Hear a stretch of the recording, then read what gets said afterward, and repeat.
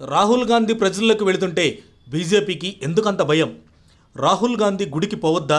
అందుకు అస్సాం సీఎం అనుమతి తీసుకోవాలా అంటూ టీపీసీసీ కార్యనిర్వహణ అధ్యక్షుడు తూర్పు జగ్గారెడ్డి ప్రశ్నించారు. అస్సాం ప్రజలకు ఇబ్బంది లేకుండా రాహుల్ గాంధీ పాదయాత్ర సాగుతుందని, అయితే ప్రధాని మోడీ దగ్గర మెప్పు కోసమే పాదయాత్రను అస్సాం సీఎం హిమంత బిశ్వ శర్మ అడ్డుకున్నారని ఆరోపించారు. రాహుల్ గాంధీ న్యాయయాత్రను ఆపితే ఖబర్దార్ అంటూ అస్సాం సీఎం హిమంత బిశ్వ శర్మపై విరుచుకుపడ్డారు జగ్గారెడ్డి. దేశం కోసం ప్రాణాలర్పించిన గాంధీ కుటుంబం నుంచి వచ్చిన రాహుల్ గాంధీని యాత్ర చేయకుండా అడ్డుకునే కుట్రను బీజేపీ చేస్తుందని తీవ్రంగా విమర్శించారు. గాంధీభవన్లో బుధవారం మీడియా సమావేశంలో జగ్గారెడ్డి మాట్లాడారు. మోదీ పాలనలో న్యాయమైన పాలన జరగట్లేదని, ధరల పెరుగుదలకు అడ్డు అదుపు లేకుండా పోతుందని జగ్గారెడ్డి విమర్శించారు.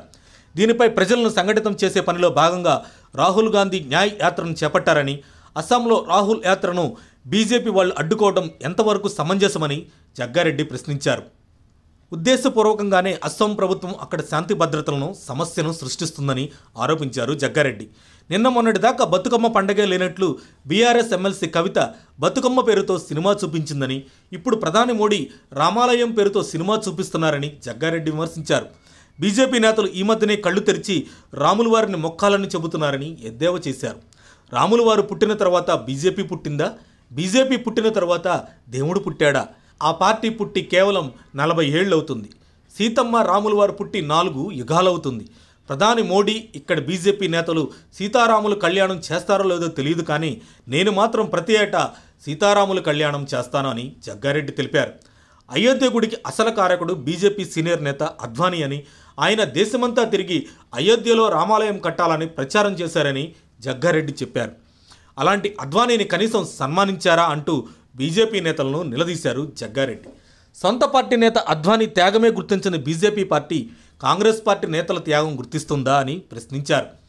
బీఆర్ఎస్ ఎమ్మెల్యేలను సీఎం రేవంత్ను ఎందుకు కలిశారో తనకు తెలియదు, కానీ బీఆర్ఎస్ ప్రభుత్వంలో సీఎంను ఎమ్మెల్యేలు కలవాలంటే కుదిరేది కాదన్నారు.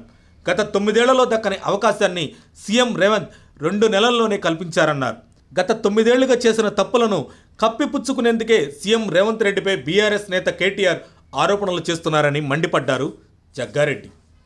మరిన్ని అప్డేట్స్ కోసం మా కాయ్ టీవీని సబ్స్క్రైబ్ చేసుకోండి. మా వీడియో కనుక మీకు నచ్చినట్లయితే లైక్ చేయండి, షేర్ చేయండి. మీ విలువైన అభిప్రాయాలను కామెంట్ బాక్స్లో తెలియజేయండి.